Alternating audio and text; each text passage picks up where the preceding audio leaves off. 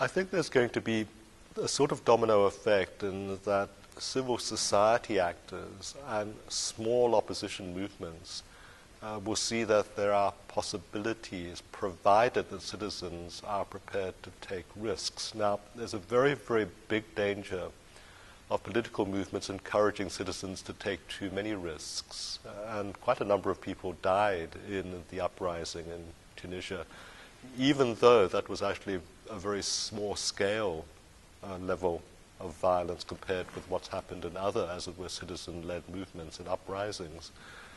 So there's got to be great care as to how far to take this. However, the consciousness in citizen groups that this kind of thing is possible, I think that would be very, very encouraging. Now, a lot will depend, of course, in Tunisia, what happens with the coalition or unity government that is being formed, or basically as we speak.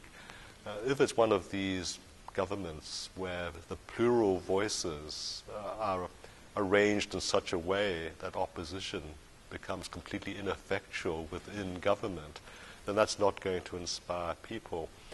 If the so-called opposition voices get co-opted at an early stage, if they learn to be corrupt at a very early stage, and then again, that's not going to encourage people. But in the case of Tunisia in particular, if any new government cannot bring down prices of food and prices of fuel, for instance, there's going to be simmering dissatisfaction. So what you've got in North Africa is a very curious combination, which hasn't happened for a long time. Not only people being tired of decades of political repression with no real change in the stylistics and the freedoms under government, but a huge increase in terms of the price of everyday living. Now, to a certain extent, the North African states are victims of what's happening internationally. Food prices are simply rising internationally. It's very, very difficult to insulate any single country from that.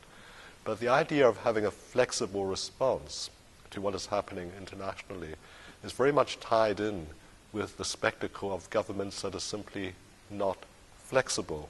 And because of this lack of flexibility, people will start being extremely angry and start rising up and thinking, well, if they're not going to bend, then they're going to have to be smashed. And I think that's what's happened in Tunisia.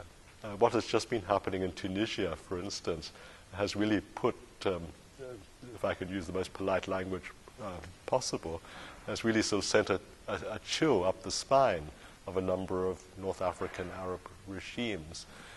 But they will also look at other African countries and realize that it's possible to do two things. The first is to sustain a benign dictatorship, provided they can control food prices, but you've got to let people have some freedom of expression. The other thing they'll probably learn is that you can have elections and control the opposition. In other words, there's almost perfect window dressing to be very democratic and have a tame opposition that has no chance actually of becoming the government. The problems for many continental African countries have started, as in Zimbabwe, when the opposition actually grew strong enough to become the government.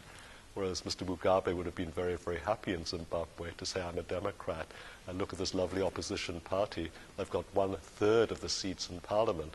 The dangers began when they got more than 1/3 of the seats in parliament and actually won parliament and theoretically should have won the presidency as well.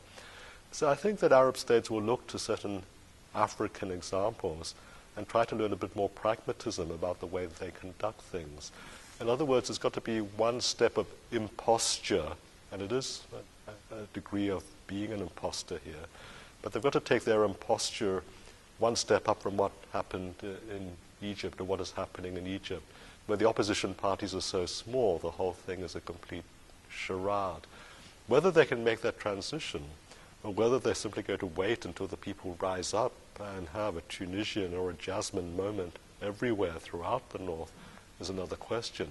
There's a big problem about Africa, both North and South, which is simply that old men wait too long. And what I'm worried about is a certain age and generational, genealogical, as it were, progress, which might suddenly sweep Africa, both Arab Africa and so-called black Africa, You look at the leaders of Europe, you look at the ages of Cameron and Clegg, Ed Miliband, all the big players here in this country.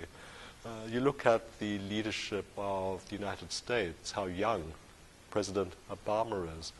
You even look at a country like China, which has traditionally revered age and wisdom, and look how young its leadership is.